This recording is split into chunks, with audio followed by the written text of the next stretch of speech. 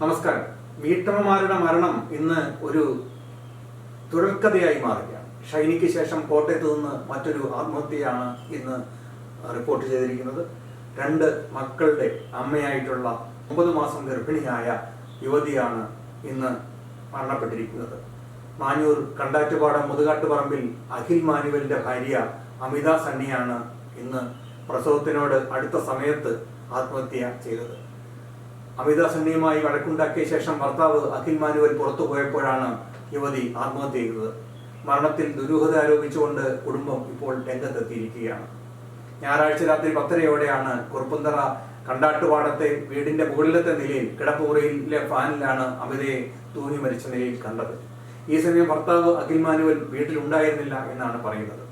മാതാപിതാക്കളുടെ പരാതിയിൽ വീട് പോലീസ് മുദ്രവെക്കുകയും പോലീസ് അസാധുവായും മരണത്തിന് കേസെടുക്കുകയും ചെയ്തിട്ടുണ്ട്.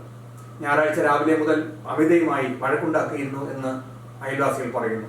രാത്രിയിൽ അഖിൽ പുറത്തു പോയതിന് പിന്നാലെയാണ് മകൾ ജീവനൊടുക്കിയതെന്നും മകളുടെ മരണത്തിൽ സംശയമുണ്ടെന്നും അമൃതയുടെ മാതാപിതാക്കളായ സണ്ണിയും എൽസമ്മയും പറയുന്നു. വിവാഹ സമയത്ത് 15 പവനും 2 ലക്ഷം രൂപയും നൽകിയായിരുന്നു വിവാഹം നടത്തിയത്. എന്നാൽ ഇപ്പോൾ ഒരു തരി സ്വർണം പോലും മകളുടെ പക്കലില്ലെന്നും എൽസമ്മ കരഞ്ഞുകൊണ്ട് പറയുകയായിരുന്നു. ഏപ്രിൽ 14-ന് പ്രസവ തീയതി നിശ്ചയിച്ച് കാത്തിരിക്കുമ്പോഴാണ് അമിതയുടെ മരണം എന്നത് ഞെട്ടിക്കുന്ന ഒരു വസ്തുത തന്നെയാണ്. കടപ്പളമറ്റത്തുള്ള അമ്മയെ ഫോണിൽ വിളിച്ച് താൻ ജീവനൊടുക്കുകയാണെന്നും കുട്ടികളെ സംരക്ഷിക്കണമെന്നും പറഞ്ഞതിന് ശേഷമാണ് അമിത ജീവനൊടുക്കിയത് എന്നതും വലിയ ഞെട്ടിക്കുന്ന സംഭവം തന്നെയാണ്. അതിൽ വീട്ടിലെത്തിയപ്പോൾ മുറി അകത്തു നിന്ന് പൂട്ടിയ നിലയിലായിരുന്നു. വാതിൽ ചവിട്ടിപ്പൊളിച്ച് ഉടൻ ആശുപത്രിയിൽ എത്തിച്ചെങ്കിലും അമിത മരിച്ചിരുന്നു. 4 വർഷം മുമ്പാണ് ഇവരുടെ വിവാഹം നടന്നത്. ഇവർക്ക് 2 മക്കളുണ്ട്. സൗദിയിൽ നേഴ്സായിട്ട് ജോലി ചെയ്തിരുന്ന അമിത 1 വർഷം മുമ്പാണ് നാട്ടിലെത്തിയത്. സംസ്കാരം ഇന്ന് 4 മണിക്കാണ് കടപ്പളമറ്റം സെന്റ് മേരീസ് പള്ളിയിൽ നടന്നത്.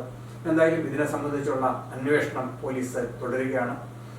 എന്തായാലും ഒരു ഗാർഹിക പീഡനമാണ് ഈ മരണത്തിലേക്ക് തള്ളിവിട്ടത് എന്ന് അമിതയുടെ മാതാപിതാക്കൾ പോലീസിനോട് പറഞ്ഞിട്ടുണ്ട്. എന്തായാലും വരുന്ന ദിവസങ്ങളിൽ ഭർത്താവിനെതിരെ ഉള്ള കേസും നടപടികളും ഒക്കെ ഉണ്ടാകും എന്ന് നമുക്ക് പ്രതീക്ഷിക്കാം. കൂടുതൽ വാർത്തകളും വിശേഷങ്ങളും നിങ്ങൾക്ക് ലഭിക്കാൻ കേരളീയം ന്യൂസ് സബ്സ്ക്രൈബ് ചെയ്യുക. കൂടെ ബെൽ ബട്ടണും അമർത്തുക.